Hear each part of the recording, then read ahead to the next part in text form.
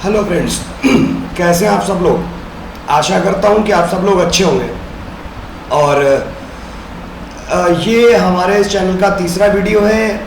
जो हमारा पहला वीडियो था वो एक इंट्रोडक्शन पार्ट था। एक मैंने आपको बस इंट्रोडक्शन दिया था कि किस तरीके से हम एक यूट्यूब चैनल के माध्यम से आप लोगों के साथ जुड़ना चाह रहे हैं और जुड़ने जा रहे हैं।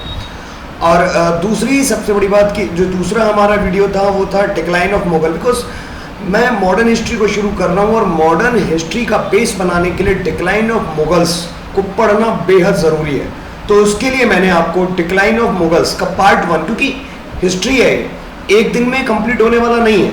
अब करने को तो लोग 15 मिनट में ख़त्म हो जाएगा, लेकिन नहीं, मैं आपको एकदम बेसिक से लेके चलूँगा। तो कम से कम एक टॉपिक के 2 पार्ट्स तो मिनिमम होंगे ही होंगे।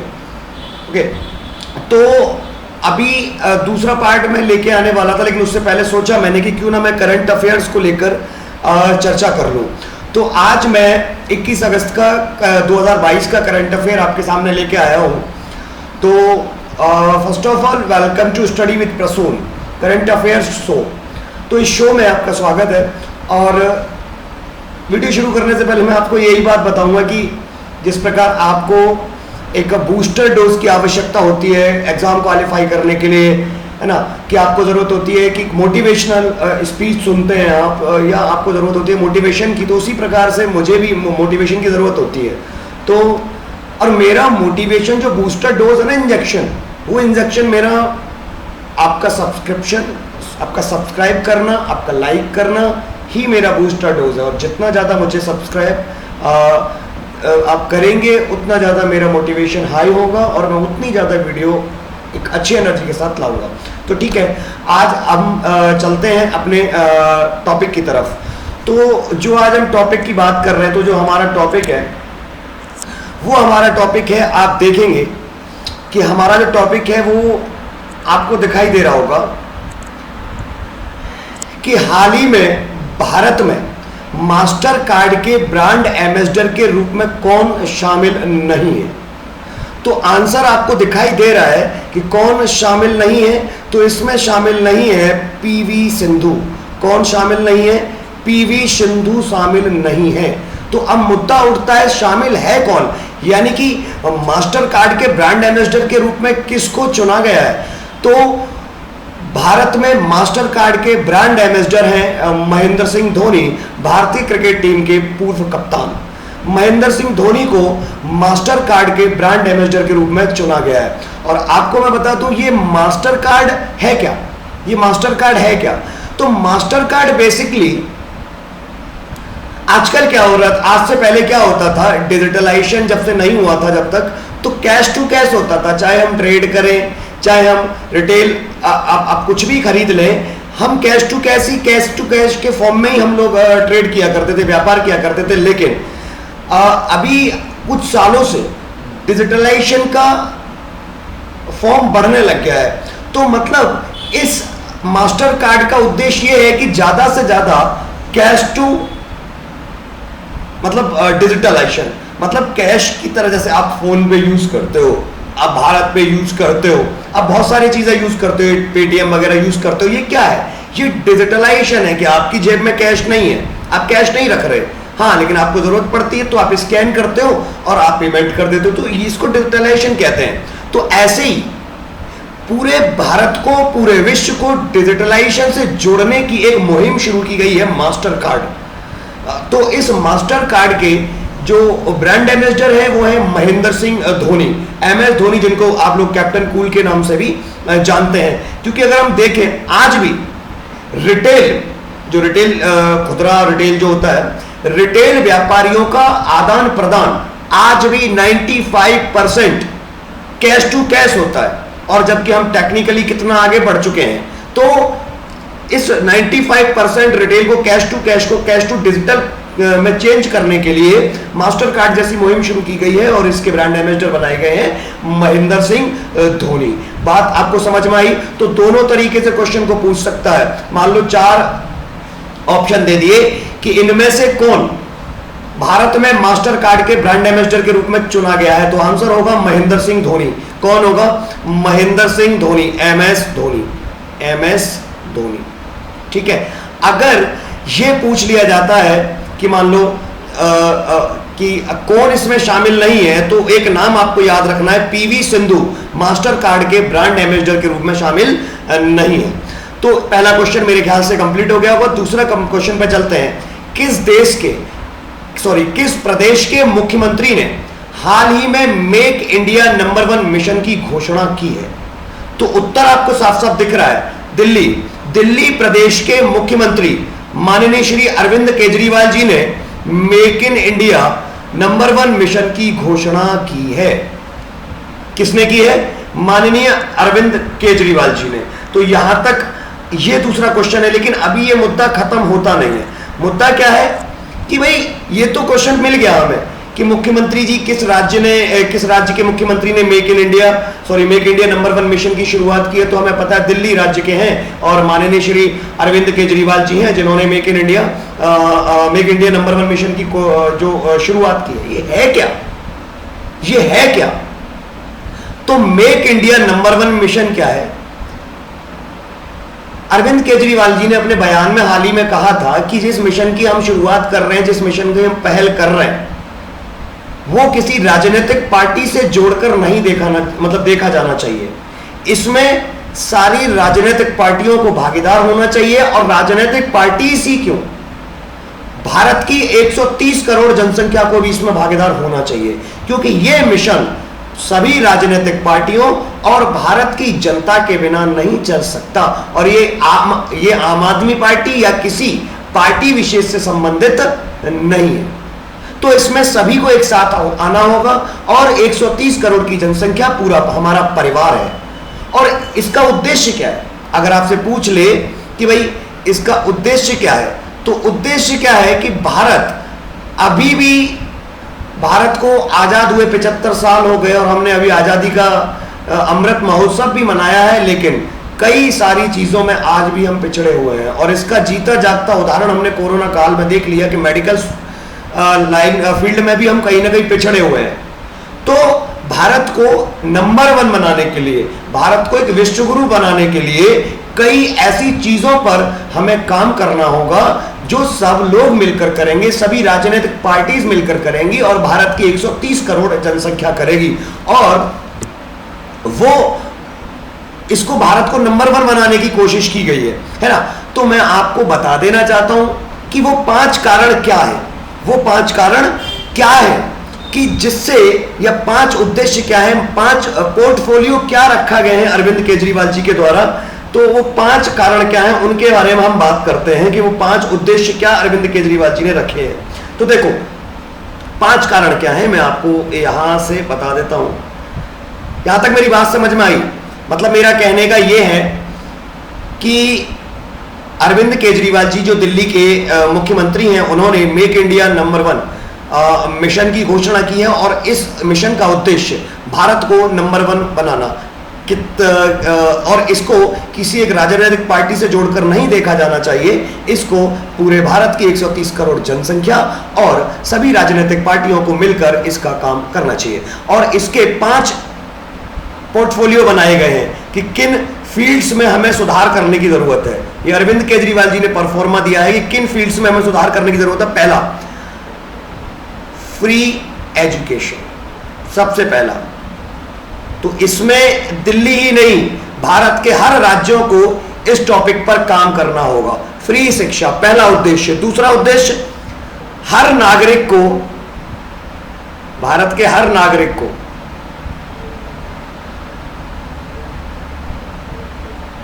फ्री इलाज। भाई देखो, ये होना चाहिए, हर नागरिक को फ्री इलाज, हर युवा को रोजगार, हर युवा को रोजगार। कितने पॉइंट हो गए? 3 पॉइंट हो गए, आप चाहे तो लिखते जाते हैं। हर महिला को सम्मान एवं सुरक्षा, और हर किसान की खेती का पूरा दाम, हर किसान की खेती का पूरा दाम। तो देखो अरविंद केजरीवाल जी ने इस घोषणा में 5 पोर्टफोलियोज में लाए हैं। 5 पोर्टफोलियो की पूरे राजनीतिक पार्टीज को इन 5 पॉइंट्स पर विचार करने की जरूरत है। अगर इनमें हमने सुधार कर दिया तो भारत को नंबर 1 बनने से कोई नहीं रोक सकता। और ये 5 पॉइंट्स क्या हैं? हर बच्चे को फ्री एजुकेशन। भाई सही बात है, फ्री एजुकेशन देंगे आप तो देश में साइंटिस्ट इंजीनियर बहुत पैदा होंगे और देश एक प्रगतिशील देश कहलाएगा। हर नागरिक को फ्री इलाज अच्छी बात है। 2 पॉइंट। तीसरा पॉइंट, हर युवा को रोजगार, ज्यादा से ज्यादा नौकरियां दी जाए जिसके लिए आप लोग पढ़ रहे हो, है ना। और कोई सरकार अगर नौकरी नहीं निकालती तो कितना गुस्सा आप पे फूटता है ना। तो और अगर हर युवा को रोजगार दिया जाए तो अच्छा रहेगा। 3 पॉइंट हो गए। चौथा पॉइंट क्या है, हर महिला को सम्मान और सुरक्षा, क्योंकि भारत में अगर देखा जाए तो महिलाओं के सम्मान और सुरक्षा एक बहुत बड़ी चुनौती बन रही है और आगे इसके सुधार किया जाएगा। अगर इसमें सुधार किया जाएगा तो भारत एक विश्व गुरु ही कहलाएगा, है ना। दूसरा और पांचवा, हर किसान को खेती का पूरा दाम। तो इन 5 पॉइंट्स का पोर्टफोलियो दिया है अरविंद केजरीवाल जी ने, तो ये आपको समझ में आया। अगला पॉइंट हम चर्चा करते हैं, क्वेश्चन नंबर 3। आयोजित होने वाला 56वां राष्ट्रमंडल संसदीय सम्मेलन हाल ही में कहां आयोजित किया जाएगा? 65वां राष्ट्रमंडल संसदीय सम्मेलन, तो वो कहां किया जाएगा? कनाडा में किया जाएगा। कहां किया जाएगा मेरे दोस्तों? कनाडा में किया जाएगा। कनाडा कहां है? बहुत सारे लोग हैं कनाडा को कोई और ही महाद्वीप बताते हैं। कनाडा उत्तरी अमेरिका का एक देश है, कनाडा, ठीक है।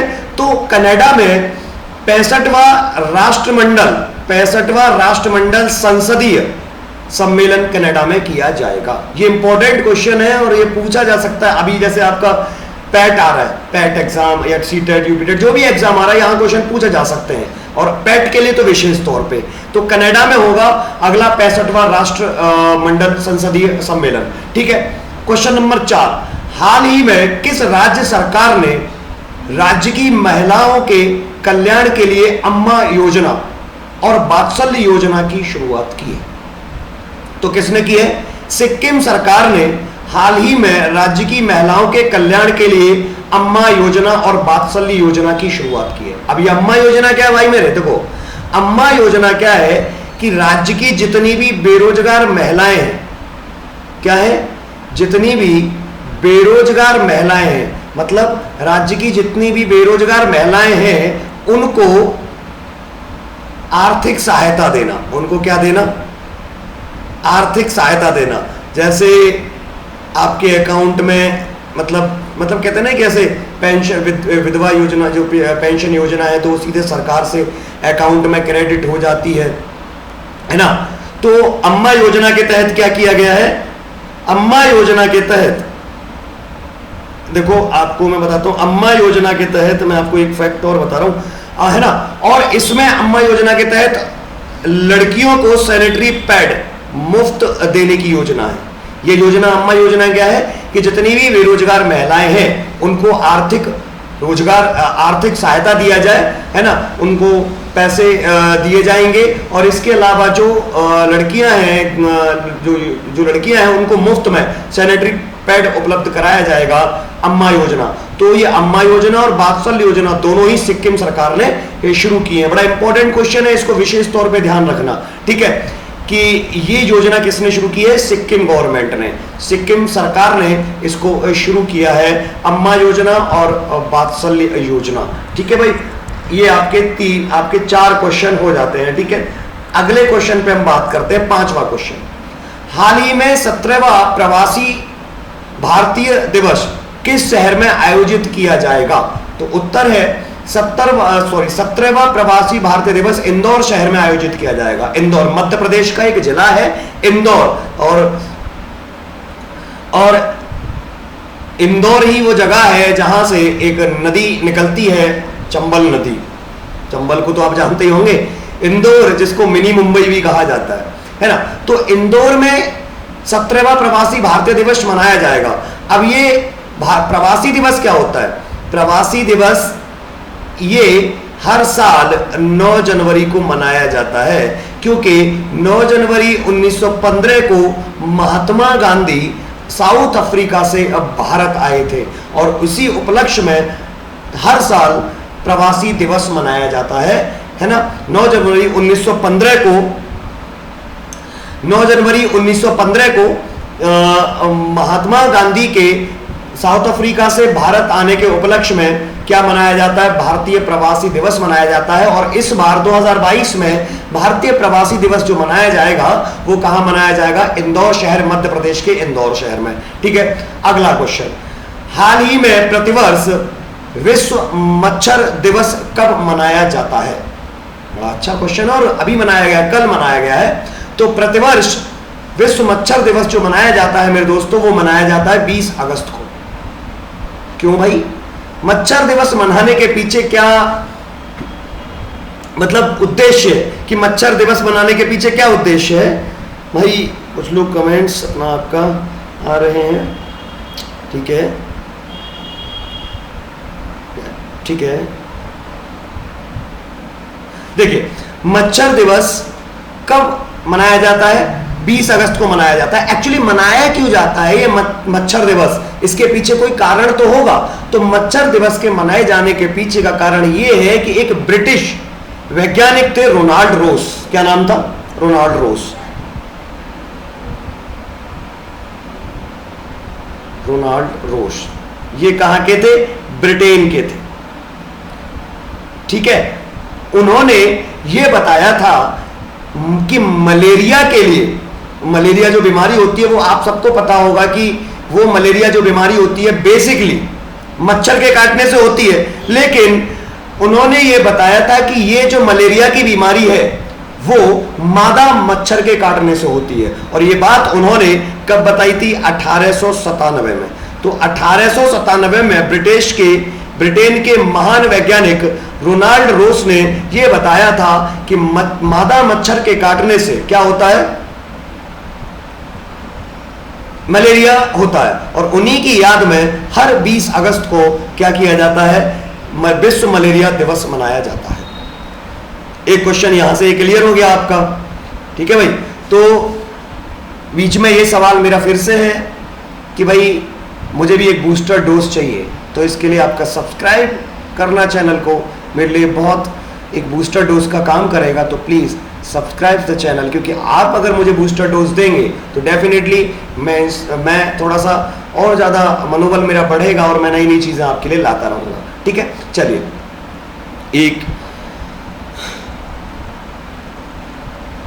ठीक है, ठीक है, ठीक है। तो अगला क्वेश्चन है कि हाल ही में प्रतिवर्ष विश्व भर में विश्व फोटोग्राफी दिवस कब मनाया जाता है? और ये मनाया गया है 19 अगस्त को। कब मनाया जाता है भाई मेरे? 19 अगस्त को प्रतिवर्ष विश्व भर में विश्व फोटोग्राफी दिवस मनाया जाता है। क्यों मनाया जाता है भाई? कोई कारण तो होगा इसके पीछे कि मतलब मन नहीं लग रहा तो हम क्या करते हैं? हम लोग विश्व 19 अगस्त को फोटोग्राफी दिवस मना लेते हैं। लेकिन नहीं, इसके पीछे एक महत्वपूर्ण कारण है जिसके पीछे मैं एक स्क्रीन शेयर करने की कोशिश करता हूं आप लोगों के लिए कि उसका कारण मैं बता दूं।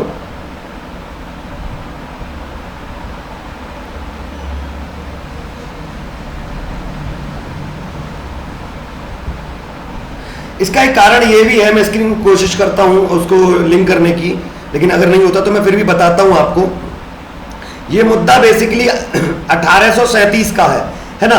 तो होता क्या था, फ्रांस के दो व्यक्ति थे जिनका नाम था जोसेफ नाइसफोर और लुइस डागेर, है ना। जोसेफ नाइसफोर और लुइस डागेर, इन्होंने क्या किया था? एक डोगेरोटाइप एक फोटोग्राफी की थी, एक आविष्कार किया था डोगेरोटाइप का आविष्कार किया था। और ये काम उन्होंने 19 अगस्त को किया था। इसी की वजह से क्या होता है कि हर वर्ष 19 अगस्त को विश्व फोटोग्राफी दिवस मनाया जाता है। मतलब समझ गए क्यों मनाया जाता है? वो मैंने आपको बता दिया क्यों मनाया जाता है। कि फ्रांस के दो व्यक्ति थे, है ना, उन दोनों ने 1839 में, हालांकि मामला तो 1837 से जुड़ा है कि 1829 में 19 अगस्त को उन्होंने क्या किया था? एक फोटोग्राफ का इस मशीन का एक आविष्कार किया था, जिसकी वजह से हर साल क्या मनाया जाता है? विश्व फोटोग्राफी दिवस मनाया जाता है। हाल ही में, अगला क्वेश्चन, हाल ही में नेतन्याहू की आत्मकथा बीबी माय स्टोरी कब रिलीज होने वाली है? नेतन्याहू कौन है? नेतन्याहू इजराइल के पूर्व राष्ट्रपति, है ना। और उनकी आत्मकथा है, उनकी ऑटोबायोग्राफी है बीबी माई स्टोरी, और ये रिलीज होने वाली है नवंबर 2022 में। मतलब अब ज्यादा इंतजार नहीं, 3 महीने के बाद उनकी ये स्टोरी रिलीज कर दी जाएगी। और इनकी स्टोरी का नाम क्या है? बीबी माई स्टोरी। तो क्वेश्चन आपसे पेपर में पूछा जा सकता है कि बीबी माई स्टोरी किस व्यक्ति की आत्मकथा है, तो आप बताएंगे बेंजामिन नेतन्याहू। ठीक है, ये इजराइल के पूर्व राष्ट्रपति हैं, आप इनके बारे में जानते होंगे। ठीक है, तो ये हो गए आपके 8वां क्वेश्चन आपका कंप्लीट होता है। अब बात करते हैं हम अगले क्वेश्चन पर, 9वें क्वेश्चन पर।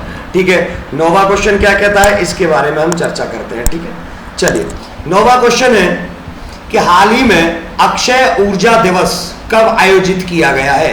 तो अक्षय ऊर्जा दिवस 20 अगस्त को आयोजित किया गया है। और ये अक्षय ऊर्जा दिवस क्या होता है? अक्षय का मतलब होता है जो कभी नष्ट ना हो, है ना। तो ऐसी ऊर्जा जो कभी नष्ट ना हो, ऐसी ऊर्जा को हम अक्षय ऊर्जा कहते हैं। और अक्षय ऊर्जा दिवस मनाया गया है 20 अगस्त को। कब मनाया गया है?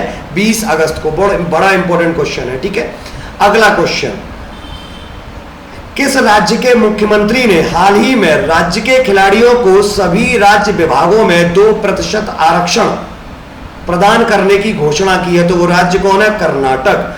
तो कर्नाटक के मुख्यमंत्री ने राज्य के खिलाड़ियों को सभी राज्य विभागों में 2% आरक्षण प्रदान करने की घोषणा की है।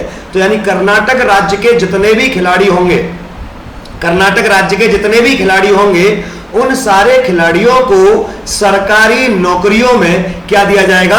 आरक्षण दिया जाएगा।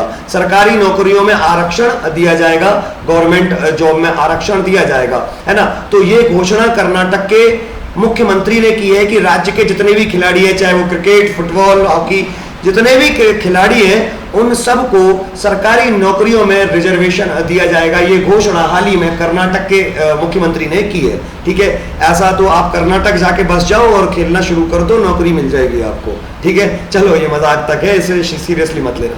ठीक है, चलो मजाक तक क्या है, क्वेश्चन मजाक में नहीं है, क्वेश्चन तो बहुत इंपॉर्टेंट है कि हाल ही में किस राज्य के मुख्यमंत्री ने अपने राज्य के खिलाड़ियों को सरकारी नौकरियों में आरक्षण देने की घोषणा की है? तो वो किसने की है? कर्नाटक के मुख्यमंत्री ने। ठीक है,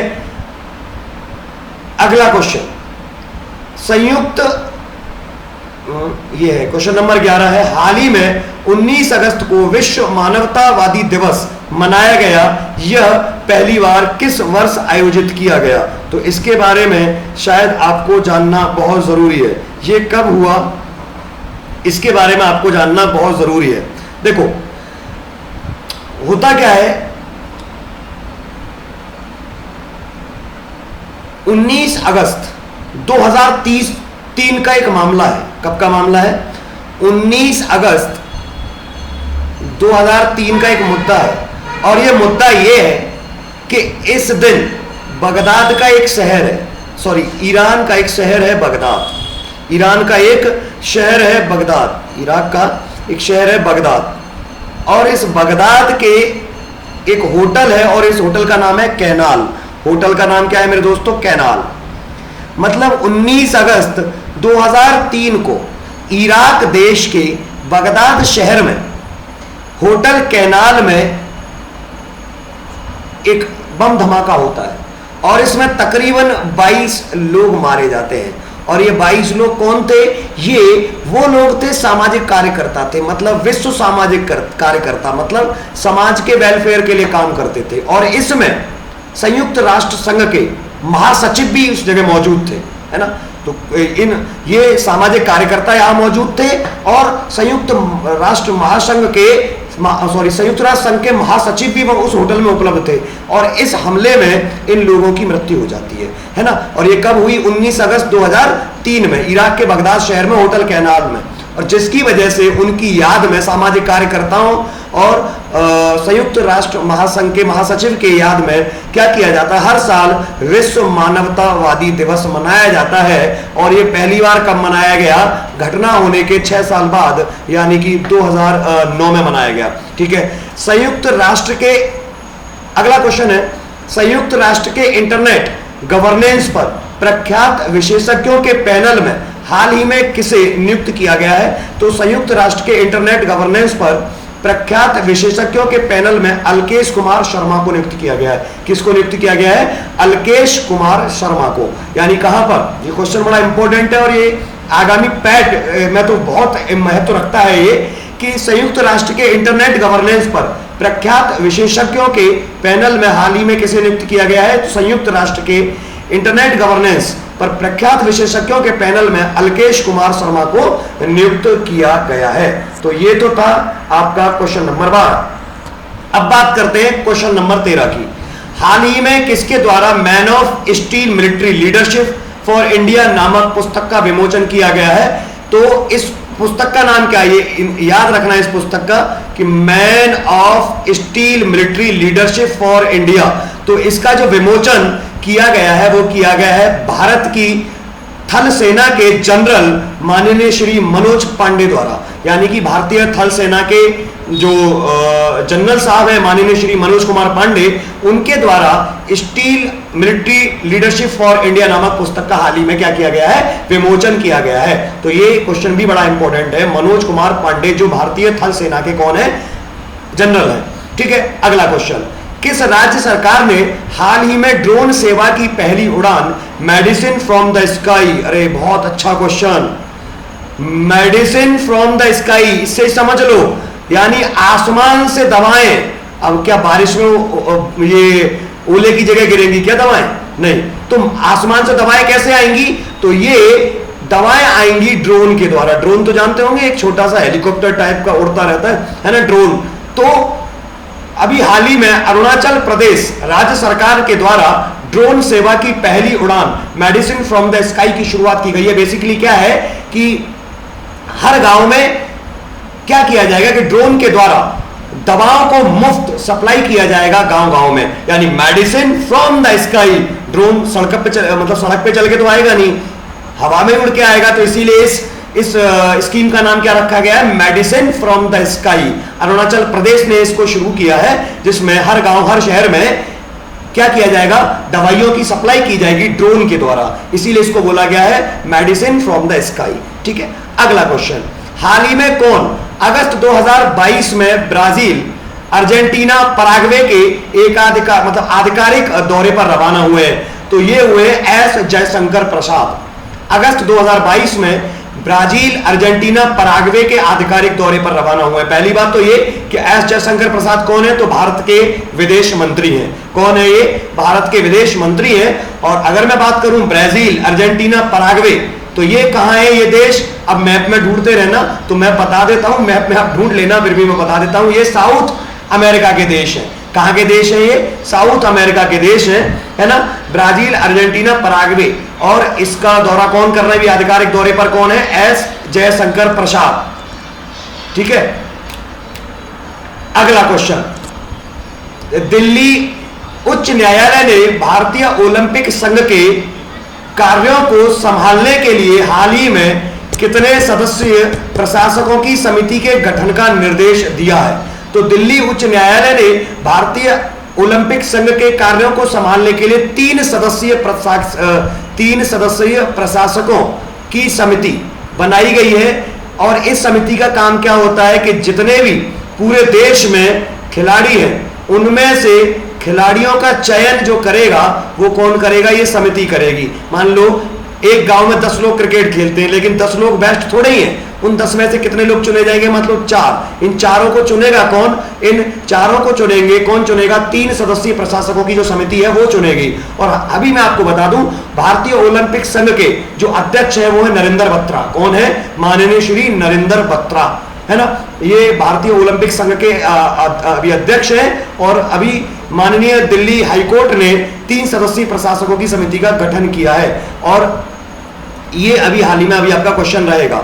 अब अगला क्वेश्चन है क्वेश्चन नंबर 17 कि हाल ही में अगस्त 2022 में दही हांडी को किस राज्य ने आधिकारिक खेल का दर्जा प्रदान किया है? तो अगस्त 2022 में दही हांडी को महाराष्ट्र राज्य ने आधिकारिक खेल का दर्जा प्रदान किया है।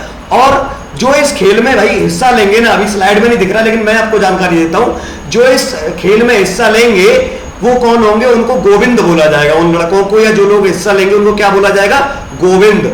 और इन गोविंद जो होंगे वो क्या करेंगे कि एक ऊपर मटकी लटकाई जाएगी और मटकी तोड़ने के लिए एक इस तरीके से पिरामिड टाइप का लोगों का पिरामिड बनाया जाएगा, पिरामिड, और कोई भी एक व्यक्ति ऊपर चढ़कर इसको तोड़ेगा और जो इसमें पूरे में भाग ले रहे हैं, जो पिरामिड बना रहे हैं, तोड़ रहे हैं, उनको क्या बोला जाएगा? गोविंद बोला जाएगा।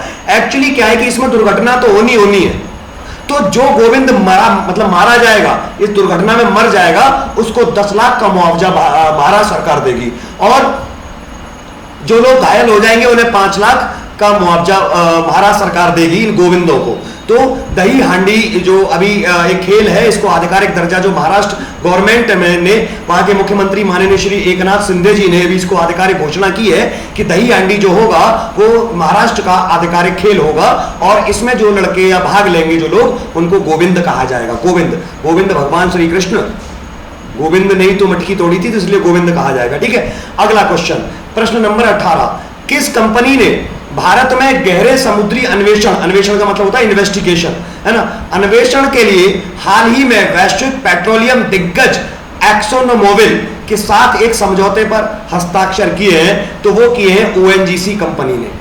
ठीक है, ओएनजीसी कंपनी ने भारत में गहरे समुद्री अन्वेषण के लिए वैश्विक पेट्रोलियम दिग्गज एक्सोन मोबिल के साथ एक समझौते पर हस्ताक्षर किए। एक्चुअली क्या है कि ये कंपनी है एक्सोन मोबिल, ये क्या करती है कि समुद्रों में गहराई में जाकर ये पेट्रोल की खोज करती है, ये कंपनी, है ना, कि पेट्रोल जो होती है, नेचुरल गैस होती है, वो कहाँ मिलती है? या तो पर्वतों की गहराई में मिलेंगी या समुद्र की गहराई में मिलेंगी, है ना। तो इसकी खोज करती है। खोज भाई बहुत बड़ा काम है, ये खोज करना कोई छोटा काम नहीं है। तो इसको कौन काम करता है? इसकी खोज वगैरह कौन करता है? एक दिग्गज कंपनी है एक्सोन मोबिल, और इसके साथ अभी हाथ किसने मिला लिया है? भारत की एक कंपनी है ओएनजीसी। अब दोनों मिलकर वैश्विक पेट्रोलियम या नेचुरल गैस की क्या करेंगे? खोज करेंगे। ठीक है, ये आपको समझ में आया। तो हाल ही में एक्सो नोबिल जो मोबिल कंपनी है, इसके साथ भारत की किस कंपनी ने पेट्रोलियम खोज करने का पान का बीड़ा खाया? भाई ओएनजीसी कंपनी ने। ठीक है भाई, चलिए अगला क्वेश्चन आपका 19वां क्वेश्चन। हाल ही में एक बहुराष्ट्रीय अभ्यास पिच ब्लैक, अभ्यास का नाम क्या है? पिच ब्लैक 2022 का आयोजन किस देश में हो रहा है? तो आपको बता देता हूं, इसका जो आयोजन हो रहा है वो ऑस्ट्रेलिया में हो रहा है, और ऑस्ट्रेलिया का एक शहर है डरविन। कहां पर हो रहा है इसका अभ्यास? डरविन। और तुम्हें एक खास बात बताता हूं बच्चों कि ऑस्ट्रेलिया के डरविन में हो रहा है, और इसमें कुल मिलाकर पता है कितने देश भाग ले रहे हैं? 17 देश भाग ले रहे हैं, और जिसमें भारत है, ऑस्ट्रेलिया है, और साथ साथ इसमें कौन भी और कौन है? अमेरिका भी है।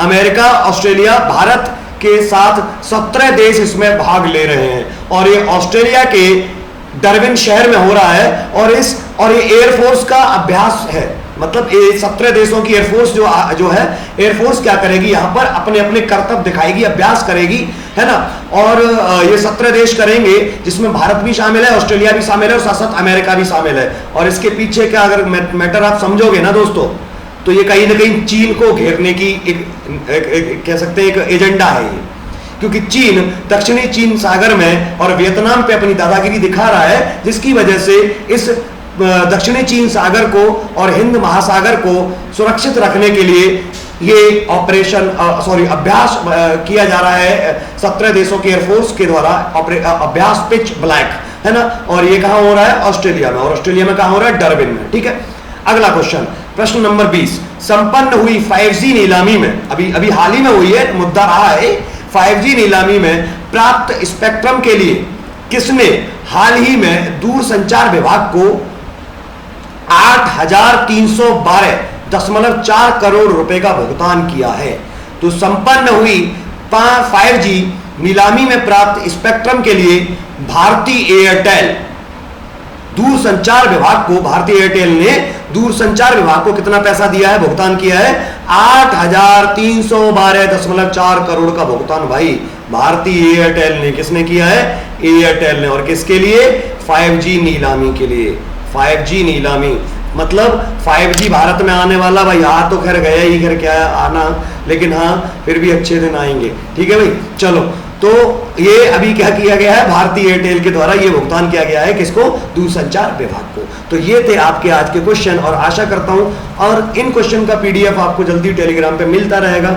और डेली मैं एक करंट अफेयर के 20 क्वेश्चन डेली बेसिस पर, आज के क्वेश्चन कल के क्वेश्चन, क्योंकि करंट अफेयर जो बनता है दोस्तों वो पूरा शाम तक बनता है, कई क्वेश्चन ऐसे हो जाते हैं जो रह जाते हैं, तो फिर आज का करंट अफेयर्स कल पे चर्चा करेंगे और कल का करंट अफेयर परसों पे चर्चा करेंगे। और जितने भी मैं करंट अफेयर्स आपको क्वेश्चन करा रहा हूँ दोस्तों, बहुत इंपॉर्टेंट क्वेश्चन है और ये आगामी भविष्य में होने वाली परीक्षाओं में बहुत इंपॉर्टेंट आपके लिए होने वाले हैं, है ना।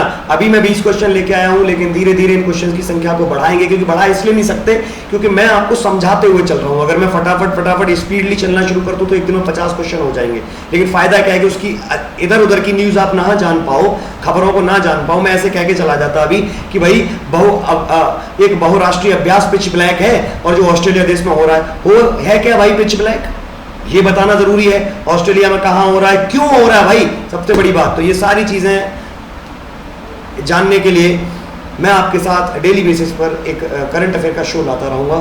Thank you so much, bye, good night.